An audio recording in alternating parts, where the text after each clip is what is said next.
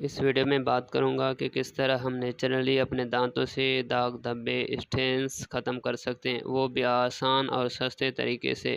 جیسا کہ آپ جانتے ہیں، جب تک ہمارے دانت صاف نہیں ہوتے اس وقت تک ہمیں بہتر نہیں لگتا اور لگنا بھی نہیں چاہیے، کیونکہ جب ہم اسمائل کرتے ہیں تو سب سے زیادہ جو چیز ہمارے فیس میں دیکھی جاتی ہے وہ ہے ہمارے دانتوں پر دھبے ہونے کے کچھ سبب ہیں، مثلاً سگریٹ اسموکنگ کرنے کی وجہ سے اکثر لوگوں میں چائے اور کافی کے استعمال کے سبب بھی یہ چیزیں دیکھی جا سکتی ہیں۔ اس کے ساتھ کلر ڈرنک استعمال کرنے کی وجہ سے یا پھر ڈینٹل پلاک جم جانے کے سبب اکثر دانتوں پر اسٹینس وغیرہ جم جاتے ہیں۔ اگر آپ میرے یوٹیوب چینل ڈاکٹر واحد بخش بوزار پر نئے ہیں تو میرے یوٹیوب چینل کو لازمی سبسکرائب کر دیں اور ویڈیو کو لائک اور شیئر بھی کریں تاکہ دوسرے لوگ بھی اس معلومات سے فائدہ اٹھائیں۔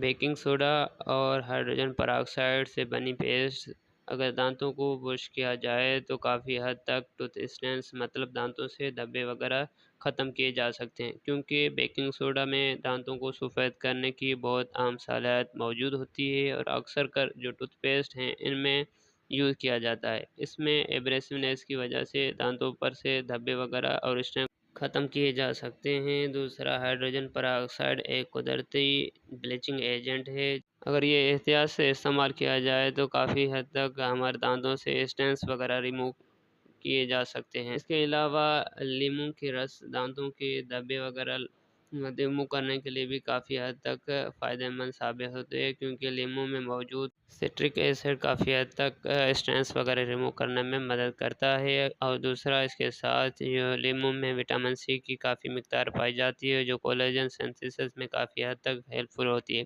اور یہ کولیجن ہمارے مسوڑوں کے لیے کافی فائدہ مند ہوتی ہے۔ احتیاط کرنے والی یہ بات ہے کہ یہ سب چیزیں استعمال کرتے وقت بہت احتیاط سے کام لیں، کیونکہ ہمارے مسوڑے، زبان اور لپس بہت نازک ہیں اور یہ چیزیں زخم ہونے کا سبب بن سکتی ہیں۔ امید ہے دوستو آپ کو میری یہ مختصر سی ویڈیو پسند آئی ہوگی۔ اگر آپ میرے یوٹیوب چینل پر نئے ہیں تو میرے یوٹیوب چینل کو لازمی سبسکرائب کر دیں اور ویڈیو کو لائک اور شیئر بھی کر دیجیے گا۔ اپنا خیال رکھیے گا، ملتے ہیں نیکسٹ ویڈیو میں۔ اللہ حافظ۔